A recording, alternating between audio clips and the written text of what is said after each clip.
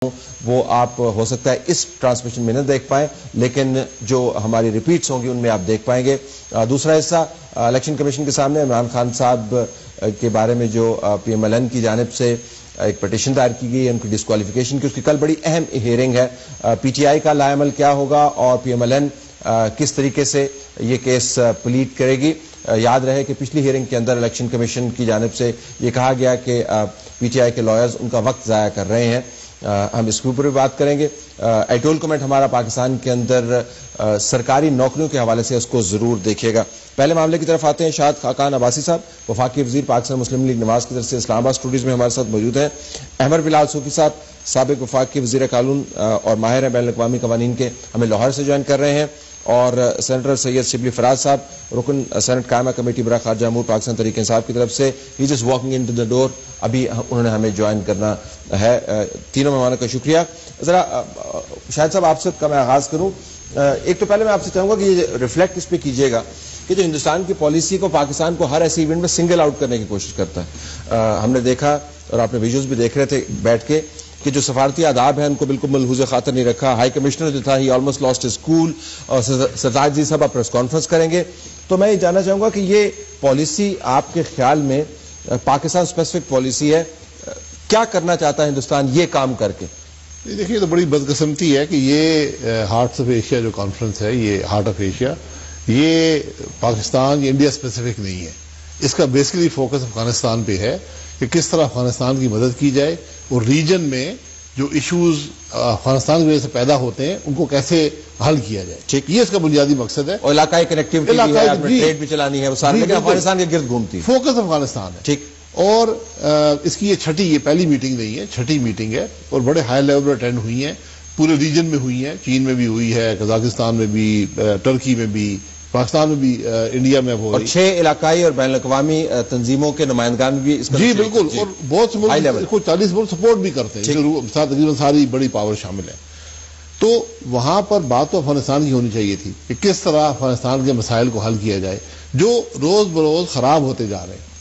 اب اگر یہ کہا جائے کہ اس میں پاکستان کی وجہ یہ ہے تو میرا خیال ہے کہ اس سے بڑی غیر ذمہ داری اور غیر ذمہ دارانہ بیان نہیں ہے۔ لیکن آپ کو تسلسل تو نظر آ رہا ہوگا ہندوستان کی بالکل پالیسی۔ دیکھیں، ہندوستان کی تو اپنی ایک پالیسی ہے جس میں وہ پاکستان کو ہر جگہ کوشش کرتا ہے کہ کچھ نقصان پہنچایا جائے، لیکن الحمدللہ ایسے ہوگا نہیں کیونکہ دنیا جانتی ہے کہ حالات کیا ہیں۔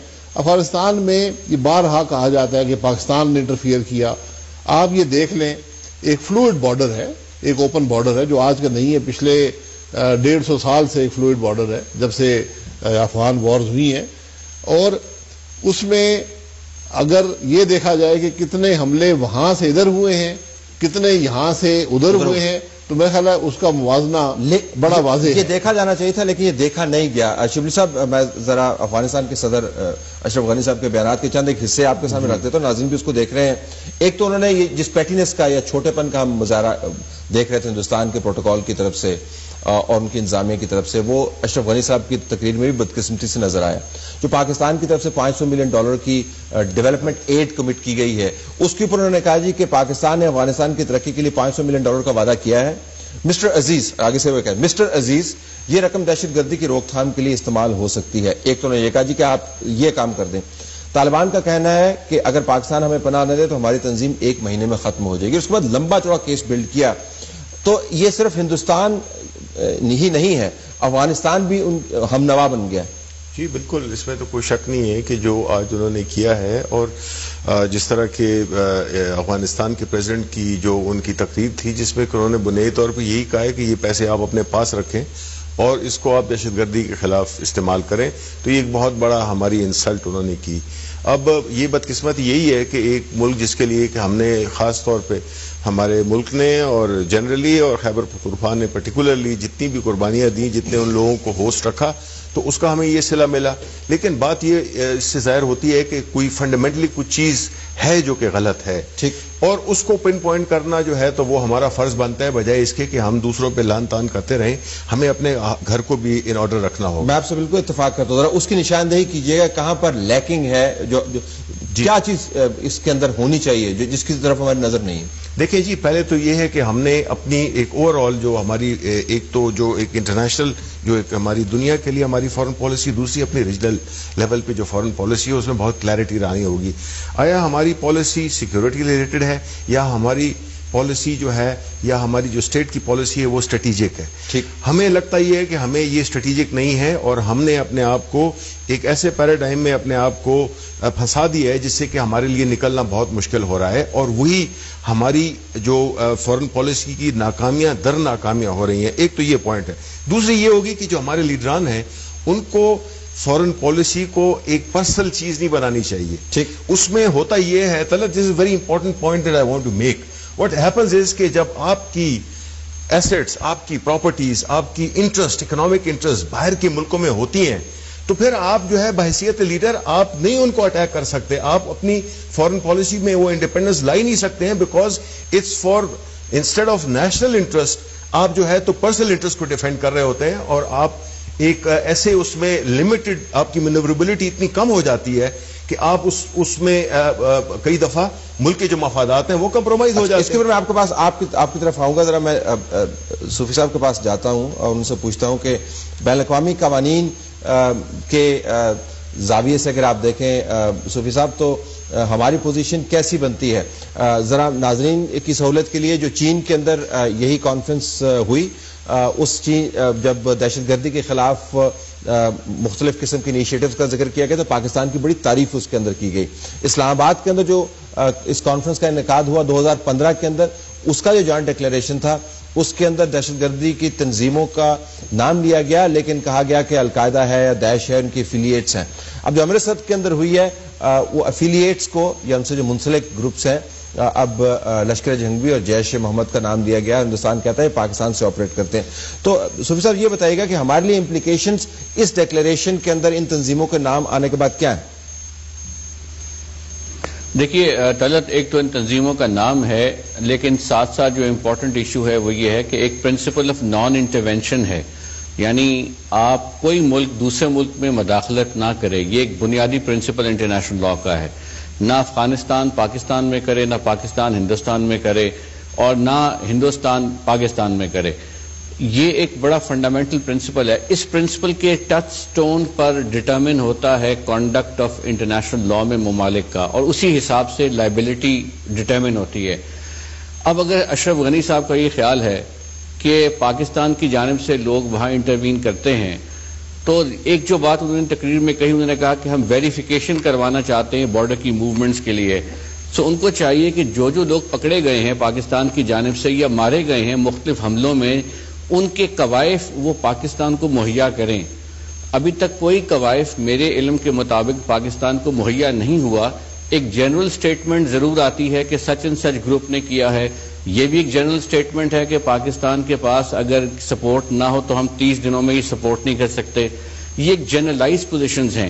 میں یہ کہہ رہا ہوں کہ اگر وہ سمجھتے ہیں کہ پاکستان کی جانب سے کوئی لوگ جاتے ہیں نان اسٹیٹ ایکٹرز کے، وہ پاکستان کی ریاست کی آتھرائزیشن کے بغیر جاتے ہیں، تو پاکستان کو ان کے کوائف مہیا کیے جائیں تاکہ پاکستان لا انفورسمنٹ لا کے پیراڈائم میں ان کے خلاف کارروائی کرے. اگر پاکستان کارروائی نہ کرے تو اس صورت میں رسپانسبلٹی پاکستان پر بڑھ سکتی ہے. دوسری امپورٹنٹ ایسپیکٹ یہ کہ جب وہ یہ کہتے ہیں کہ ہمارے پاس ہم کنٹرول نہیں کر پاتے ان لوگوں کو، یہ حملے کابل پہ کرتے ہیں اور ہماری باقی تنصیبات پر کرتے ہیں، تو وہ بیسیکلی طالبان کا کیس بھی بائی انڈائریکٹلی انفارچونیٹلی مضبوط کر رہے ہیں. اور وہ یہ کہہ رہے ہیں کہ ڈی فیکٹو کنٹرول ٹیریٹریز پر ان طالبان کا ہے اور ڈی جور کنٹرول کابل میں ہمارا ہے. یہ بڑی ڈینجرس پوزیشن ہے اور ان کو سوچنا چاہیے before he takes this position, because بعد میں یہ ہوگا کہ طالبان اس پوزیشن کو اور ایڈوانس کر سکتے ہیں. ٹھیک. اچھا ذرا ایک اسی جگہ پہ رکیے گا، میں ذرا شاید خاقان عباسی صاحب کے پاس آؤں. عموماً آپ نے صحیح کہا کہ یہ ذرا ہندوستان نے یہ کانفرنس نہیں کروائی، انہوں نے ہوسٹ کیا جیسا دوسرے ممالک ہوسٹ کرتے ہیں. جو مشترکہ اعلامیہ ہے اس کے اندر بہت ساری ایسے نکات ہونے چاہیے تھے جو ہماری نظر میں بہت اہم ہے. اس وجہ سے نہیں کہ ہمارا مقصد سرو کرتے ہیں. ابھی آپ نے خود ہی ذکر کیا کہ جو افغانستان سے جو دہشت گرد تنظیمیں پاکستان کے اندر حملے کرتی ہیں، کوئٹہ کی مثال ہم لے سکتے ہیں. 2 بڑے حملے وہاں پر ہوئے، اس کے علاوہ چھوٹے حملے تو بے تحاشا ہیں، خیبر پختونخوا کے اندر ہیں، فاٹا کے اندر ہیں. اور ساری ٹیلی فون کالز جو ہیں وہ ٹریس بیک ہوتی ہیں تو افغانستان. لیکن یہ زاویہ جو ہے یہ مشترکہ اعلامیہ کے اندر نہیں آیا, تو ہم نے سفارتکاری کو ہم نے متحرک نہیں کیا. یہ نقطہ تو آنا چاہیے تھا. چلے ہمارے پر بھی الزام لگائیں لیکن اپنی ذمہ داری تو مانے کہ نہیں. دیکھیں اس بات کی وضاحت جو ہے وہ سیشن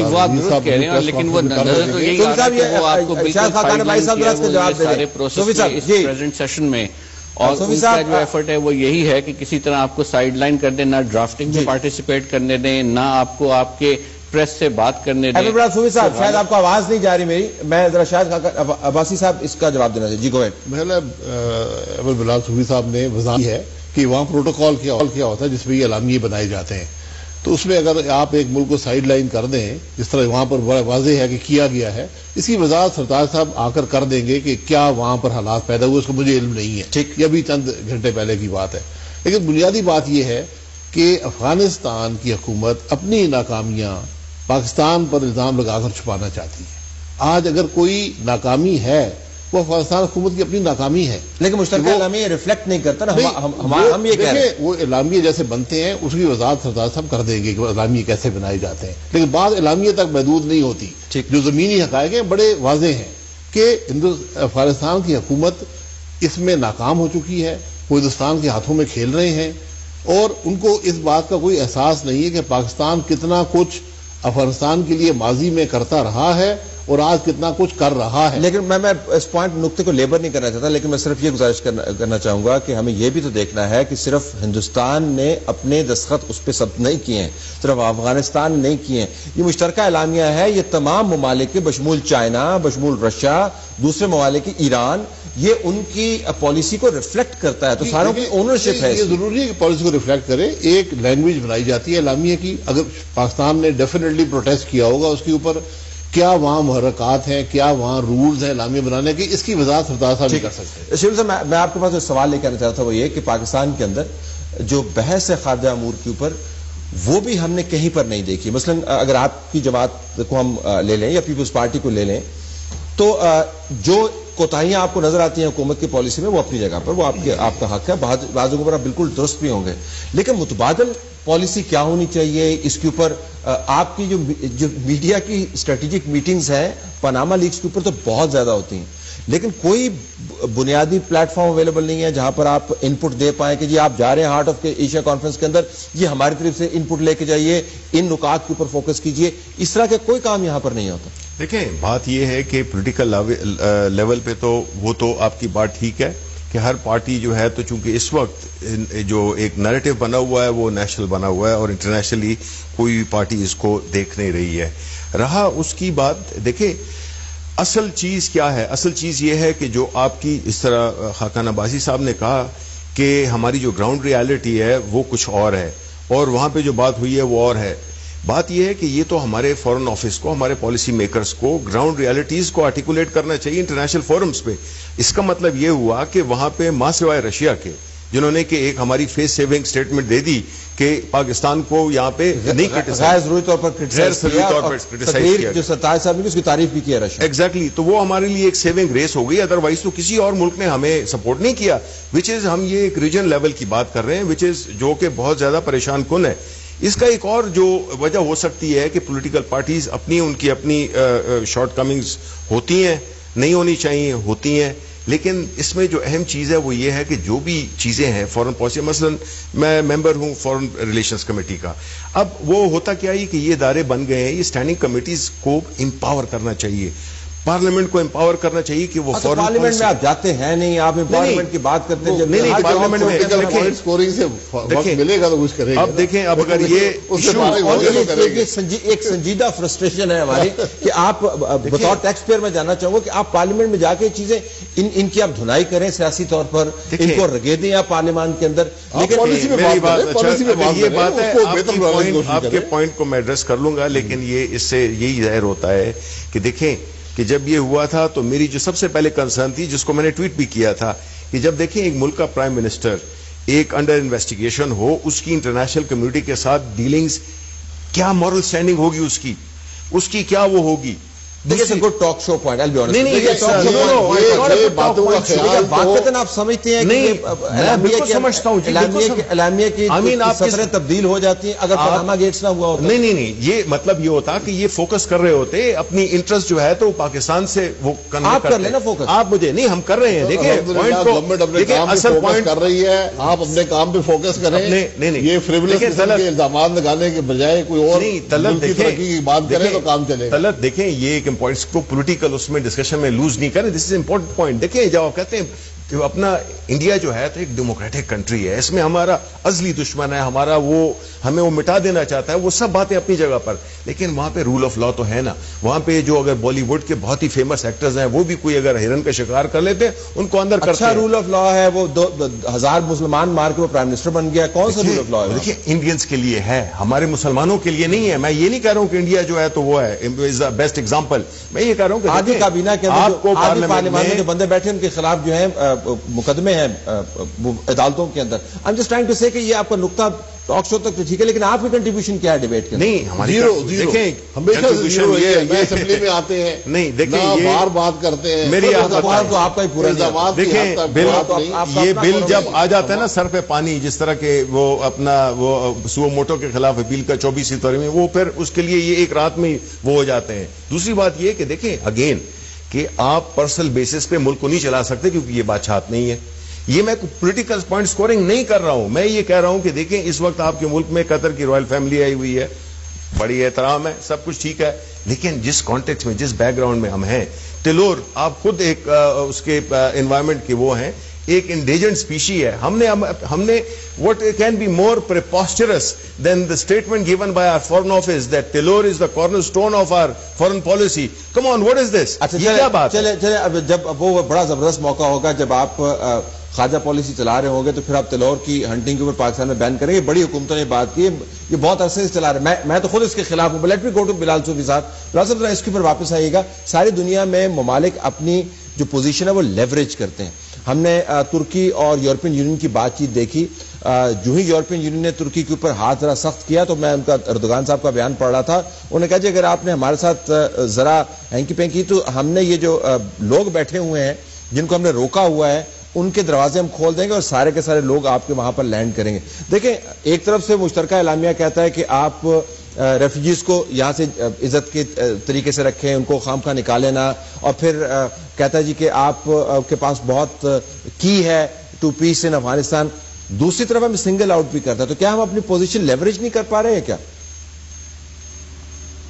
जी हम पोजीशन अपनी लेवरेज पूरी तरह से नहीं कर पा रहे जो हमें करनी चाहिए. उसकी वजह यह है कि हमारे पास मुख्तलिफ फॉर्मुलेशन अपनी डेवलप नहीं कर पा रहे. हमारे पास बड़ी कंक्रीट किस्म की प्रपोजल्स होने चाहिए. लेट्स से क्या हम फेंसिंग कर सकते हैं ड्यूरेंट लाइन को, ड्यूरेंट बॉर्डर को, specifically can be insist on that. ये एक स्पेसिफिक पोजीशन हो जाएगी और इस पर आपके साथ दूसरे ममालिक भी खड़े हो सकते हैं. आपकी लीगल डिप्लोमेसी का लीगल फ्रेमवर्क आप उसे डेवलप कर सकें जिसमें आप आर्ग्यू कर सकते हैं कि जो आपके इश्यूज हैं. देखिए जब आप ये कहते हैं कि इंटरवेंशन पाकिस्तान की तरफ से हो रही है तो वो एक, जिस तरह मैंने पहले कहा, बड़े स्पेसिफिक इंस्टेंसेस हैं. अगर हैं तो उनको आइडेंटिफाई करके, उस तरह से आइडेंटिफाई करके उनको लिंक करके प्रोस्क्राइब्ड ऑर्गेनाइजेशन के साथ पाकिस्तान में प्रोसिक्यूशन की जा सकती है.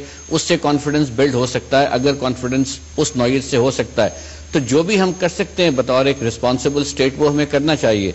लेकिन वो करते हुए हमें अपने आप को दूसरे मुल्कों की कैपिटल्स में, अक़वाम मुत्तहिदा में इस चीज़ को प्रेजेंट करना चाहिए कि हम तो जो कर सकते हैं वो कर रहे हैं. हमारे मुल्क ने 1373 के लीगल फ्रेमवर्क के नीचे ऑपरेशन ज़र्ब-ए-अज़ब किया है. हमने उसके नीचे बेशुमार ऐसे इक़दाम किए हैं जिसमें हमने काउंटर किया है, टेररिज्म को इफेक्टिवली किया है. तो हमसे ये तवक्को करना कि हम इस तरह से टेररिज्म को एक्सपोर्ट करेंगे, इट लुक्स वेरी अनलाइकली.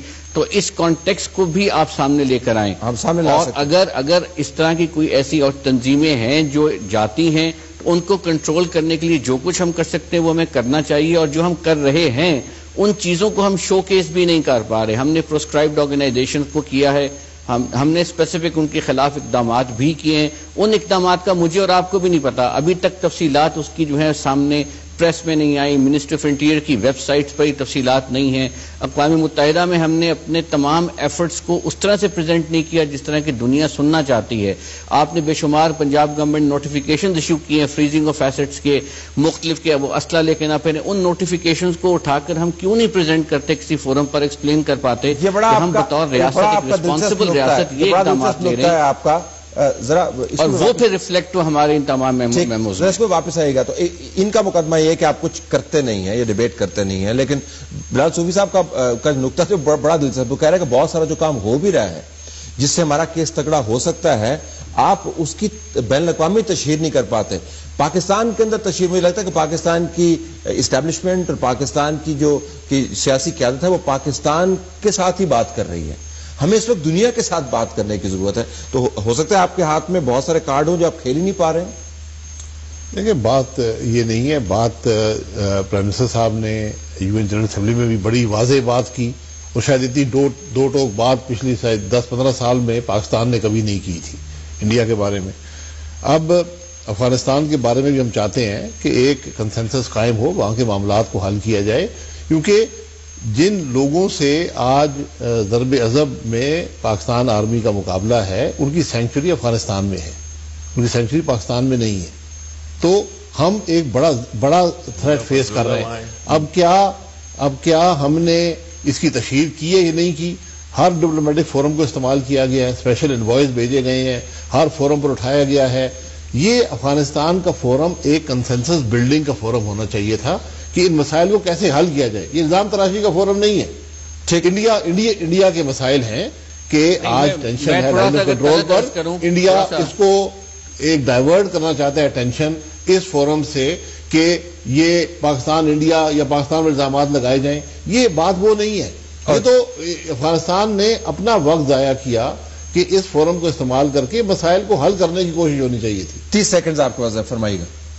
دیکھیں, میں یہ کہہ رہا ہوں کہ یہ جو بات کرتے ہیں, اصل میں بات یہ ہے کہ جو ہماری جو فورن پالیسی ہے اس کو یہ آرٹیکولیٹ نہیں کر پائے. یہ انٹرنیشنل کمیونٹی کو, اب جو انہوں نے بھیجے لوگ پارلیمنٹیرینز میرے اپنے کلیگز ہیں, بات یہ نہیں ہے کہ ان میں کچھ کمی ہے, بات یہ ہے کہ وہ اس چیز کے لیے کوالیفائڈ نہیں ہے. اور وہ ایک بہت بوسٹ قسم کا ایک اٹیمپٹ تھی اس کو ہماری پوزیشن کو وزبس انڈیا کو پیش کرنے کی, جو کہ بہت بری طرح سے ناکام ہوئی. پھر اس کو اگر آپ یہ کرٹیسزم سمجھیں کہ ہم پر یہ الزام لگایا جاتا ہے کہ ہم ٹیررزم کا ایکسپورٹ کر رہے ہیں, یہ الزام ہے نا اس وقت, اس کو کاؤنٹر کرنے کے لیے ضروری تھا, اور یہ ہر فورم پر کیا جاتا ہے.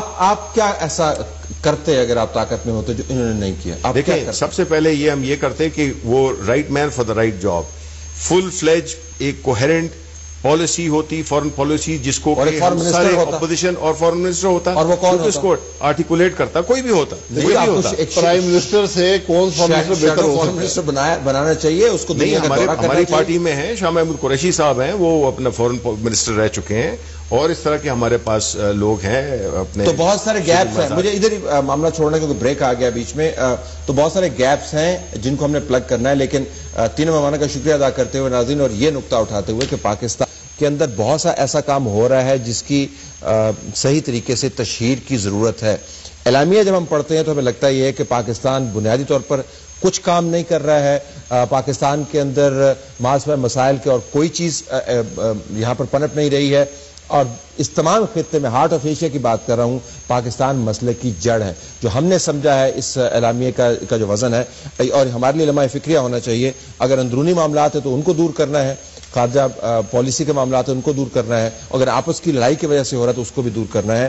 یہ بہت ہی سنجیدہ معاملات ہیں. اگلا سیگمنٹ تیار ہے ناظرین, stay tune for that. Imran Khan صاحب کی طرف سے جواب داخل کیا جائے گا, وہ مقدمہ جو عموماً پاناما لیکس کے زیر سایہ نظر سے اوجھل ہو جاتا ہے. فیصل حسین چودھری صاحب ایڈوکیٹ ہیں سپریم کورٹ پاکستان کے, ہمارے ساتھ موجود ہیں, پاکستان تحریک انصاف کو ریپرزینٹ کر رہے ہیں اس معاملے میں نہیں لیکن الیکشن کمیشن میں موجود ہیں. فیصل صاحب آپ کا شکریہ. Thank you.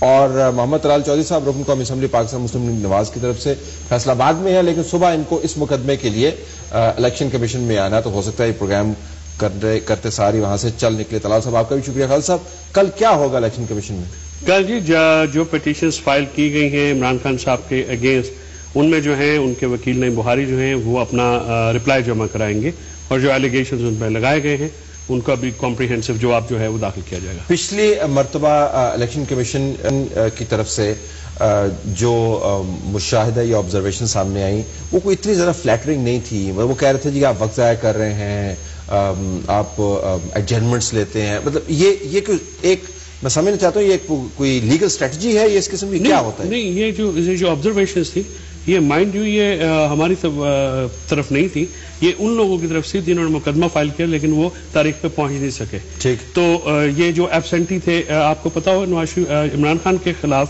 ایک ریفرنس جو ہے عدم پیروی کی بنیاد پہ خارج ہو چکا ہے. ٹھیک. وہ ایک ڈھلو صاحب کو وکیل ہیں جو بھی انہوں نے فائل کیا ہوا ہے. تو مسئلہ یہ ہے کہ یہ جو سارے مقدمات ہیں یہ ٹٹ فار ٹیٹ کیے گئے ہیں. ایشو یہ ہے کہ تعالیٰ صاحب کہ یہاں پہ میں حیران ہو جاتا ہوں بعض اوقات کہ عام لوگ تو جاتے ہیں حکومت کے خلاف کے ادارے کام نہیں کر رہے ہیں, کوئی اور کام نہیں کر رہا ہے اور ان کے رائٹس جو ہیں وہ کمپرومائز ہوئے ہیں. یہاں پہ حکومت جو ہے جو اداروں کے اوپر بیٹھی ہوئی ہے اور ان اداروں کی ذمہ دار ہے وہ گئی ہوئی ہے کورٹ میں ان ایکشن کی بنیاد پہ. تو یہ ایک طرح سے اپنے اوپر عدم اعتماد کا اظہار بھی ہے. اپنے خلاف مقدمہ مثال کے طور پہ اگر عمران خان گئے ہیں سپریم کورٹ میں یا پی ٹی آئی گئی ہے تو اس بنیاد پہ گئے ہیں کہ جناب نہ ایف بی آر نہ نیب نہ کوئی اور ادارہ ہمارے کہنے پہ اس چیز کو ٹیک اپ کر رہا ہے, لہٰذا آپ چلیے. لیکن حکومت جو ہے وہ اس بنیاد پہ کہی ہے کہ جی آپ نے بھی کیا, مجھے یہ کوئی لاجک سمجھ نہیں. ریفرنس جو ہے یہ تو اسپیکر کی طرف سے ہے. نہیں, اسپیکر کس کا ہے؟ اسپیکر کسٹوڈین آف ہاؤس ہے, لیکن وہ اسپیکر جو کہ عمران خان اور ان کے خلاف الیکشن لڑ چکے ہیں. اور دیکھیے بات یہ ہے کہ جو نواز شریف صاحب کے خلاف ریفرنس ہے جو کہ زیادہ سبسٹانشل ریفرنسز ہیں ان کو ریجیکٹ کر کے عمران خان صاحب کے خلاف ریفرنس بھیجنا اور جہانگیر ترین صاحب کے خلاف, یہ مذاق نہیں ہے. تو اور کیا صاحب کل آپ کی حاضری تو لازمی ہوگی, کل اہم دن ہے, عمران خان صاحب کا جواب آ رہا ہے. بسم اللہ الرحمن الرحیم. ایک تو فیصل صاحب کو میں سمجھ رہا تھا یہ ایز اے وکیل آئے ہیں, لیکن ان کی گفتگو جو ہے وہ بالکل ایسے لگ رہا ہے جیسے پی ٹی آئی کے بڑے کوئی درینہ ممبر ہیں اور ذرا لوگوں کو کنفیوز کرنے کی کوشش کر رہے ہیں. میں ذرا عرض کر دوں, یہ حالانکہ سپریم کورٹ کے وکیل ہیں لیکن میں چلیں عام آدمی سے ہی میں عرض کر دوں, ہم نے جو یہ ریفرنس فائل کیا ہے اس کا طریقہ کار یہ ہے, اگر ایک نااہل شخص کسی کو دھوکہ دے کر یا نظروں سے اوجل ہو کر وہ اہل بن کے ہاؤس میں بیٹھے تو پھر اسپیکر کے پاس ریفرنس جاتا ہے, اسپیکر پھر اس ریفرنس کو آگے بھیجتا ہے الیکشن کمیشن. ہم نے وہی طریقہ کار اختیار کیا اور ہم موورز کا آنا ضروری نہیں ہوتا الیکشن کمیشن, یہ بھی ان کی بہانہ سازی ہے. ایک ہیٹرک کر چکے ہیں عمران خان, 3 دفعہ لگاتار جواب جمع نہیں کروایا. اور جو جہانگیر ترین ہیں انہوں نے تو ہمارے خلاف ایک ہائی کورٹ میں مقدمہ دائر کیا کہ ہمیں سٹے دے دیا جائے. جس طرح کے ایک فورن فنڈنگ کے کیس میں عمران خان پچھلے 1.5 سال سے اسلام آباد ہائی کورٹ کے پیچھے چھپنے کی بات کر رہے ہیں, یہ ہیں وہ لوگ جو لوگوں کو کچھ کہتے ہیں کہ ڈیلے کون کرتا ہے اور خود کیا کرتے ہیں.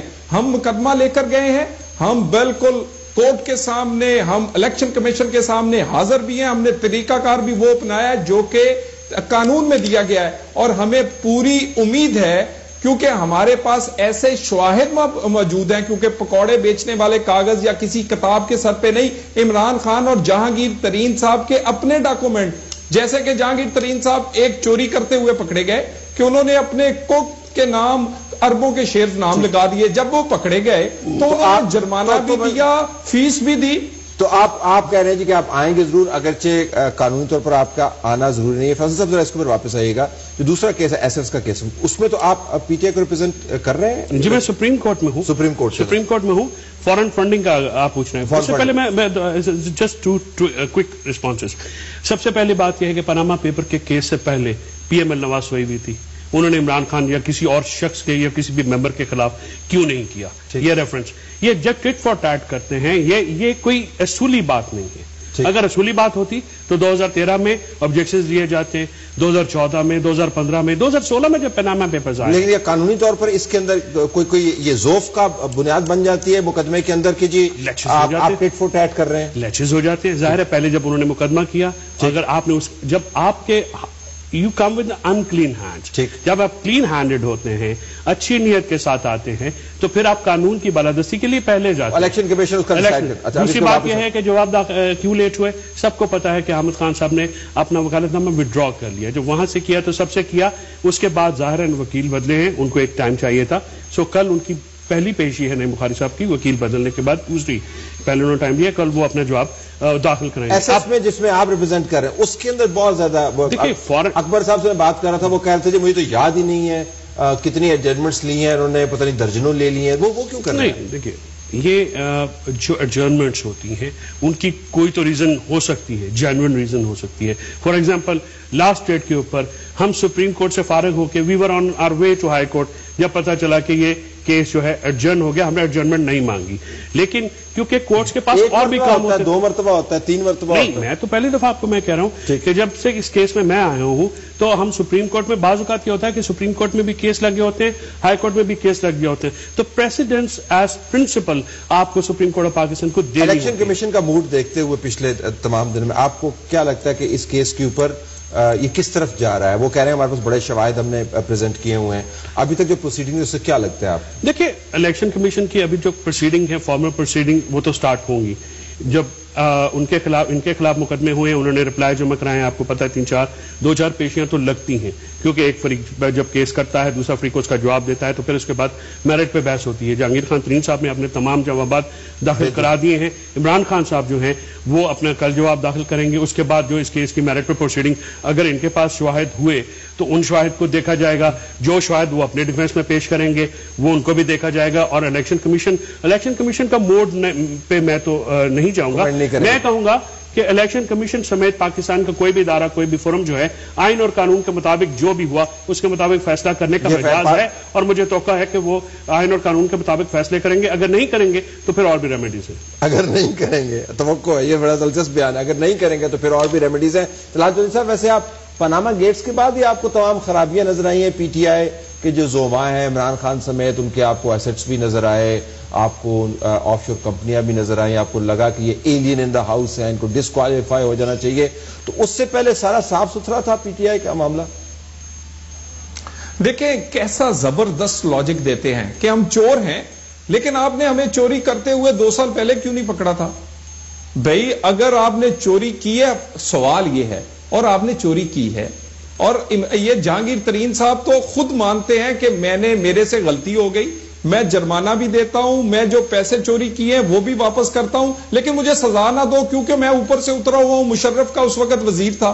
اسی طرح عمران خان صاحب اپنے ہی ڈاکومنٹ میں، اپنے سائن شدہ ڈاکومنٹ میں، اور جو الیکشن کمیشن میں انہوں نے دیے، اور جو انہوں نے جس طرح اپنا وہ 300 کنال کا محل خریدا، ان کاغذات میں تضاد ہے. ہم ان کی چوری لے کے آئے ہیں، آپ ہمیں اتنا تو کہہ سکتے ہیں کہ چلے لیٹ لے کے آئے، لیکن یہ چور ہیں، یہ کنفرم بات ہے.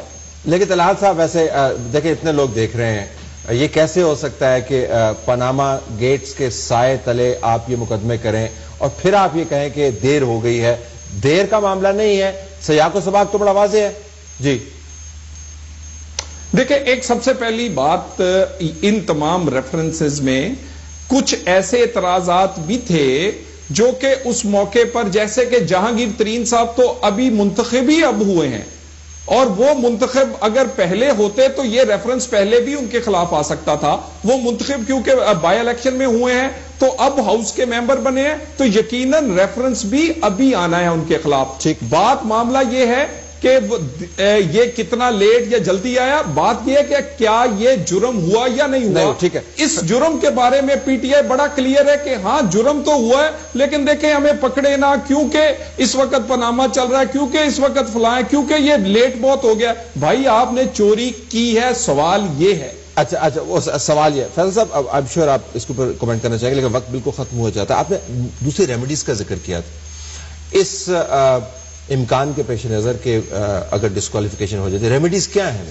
دیکھیے جسٹ کوئکلی، عوام میں آج آپ باہر چلے جائیے طالب صاحب اور پوچھ لیجیے چور کون ہے، ڈکیت کون ہے. پبلک آفس ہولڈر 1980 سے طلال صاحب کی اور ان کی لیڈرشپ ہے.